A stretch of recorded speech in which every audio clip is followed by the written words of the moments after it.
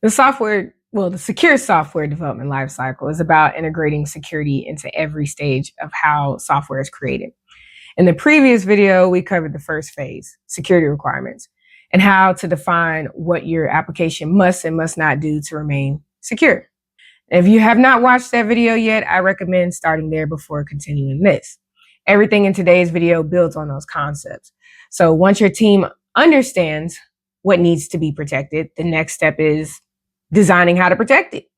So in this video, we're focusing on the secure design phase.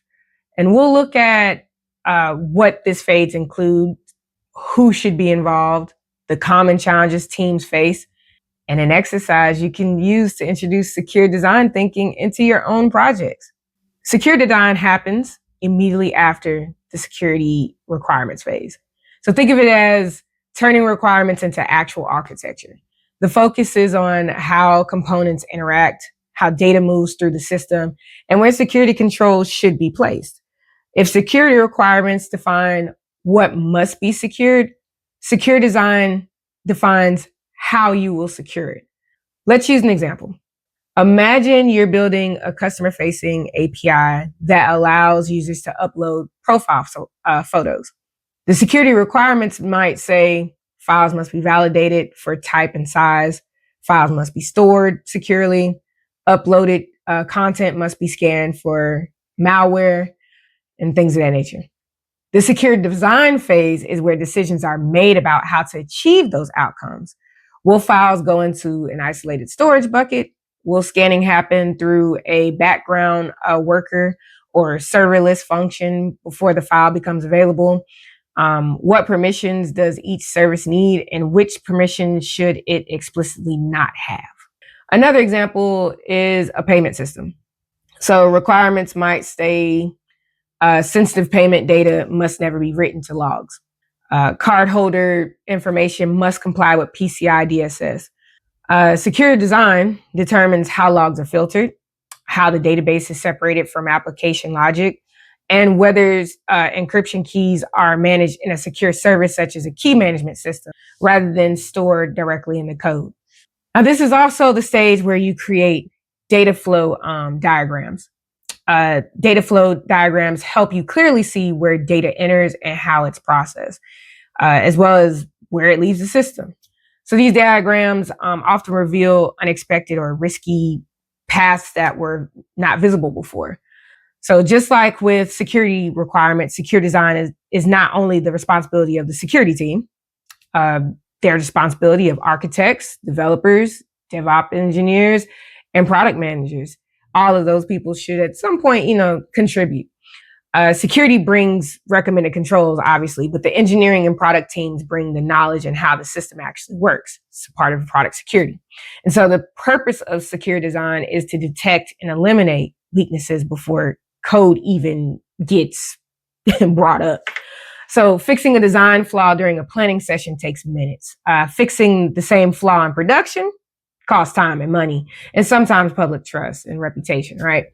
So here are some common challenges that teams face and how they can overcome them. The first challenge is skipping threat modeling. Teams often rush straight to building features without taking time to understand the risks. And this usually leads to misconfigurations and insecure behaviors being found much later when it's going to cost you some money. Challenge number 2 is usually limited visibility of system interactions. Teams don't fully understand how services communicate or how data flows through APIs or databases or queues. And without this clarity, the attack surface is unclear and sometimes leaves gaps. The last challenge is lack of structure in the design process. Different teams design in isolation and features go live without a consistent review. And the way we can fix this is by, 1, making threat modeling part of the standard design process. It doesn't have to be complex. A simple 30-minute session can be enough. Ask some questions like, what are we building? What could go wrong? What are we doing to prevent it? How do we verify that it works? Stuff like that. The second way to get something done is document and review architecture decisions. A simple design record with data flows, the diagram, getting in authentication details, dependencies, and known risks Help new team members understand why the system works the way it does. Next, you can apply the principle of least privilege early. Give each service only the permissions it truly needs. Avoid giving full access temporarily, because temporary often becomes permanent because you forget about them. Lastly, here's an exercise your team can use to improve their secure design skills. So choose one of your real applications, for example, your authentication service or feature that exports data. All right. First, diagram the normal flow, each step from input to output. Next, ask everyone on the team to spend about 5 minutes writing how they would attempt to break or misuse the system if they were an attacker. We did this kind of like before in security requirements. Maybe they would try to bypass rate limits, replay authentication tokens, or send malicious data to an API, things like that. So after that, review the list together. Identify which attacks your current design already prevents and which ones might still be possible. Then, if there's some possibility, brainstorm improvements such as stronger rate limits, shorter token times, or lifetimes, or adding message signing for webhooks, things like that.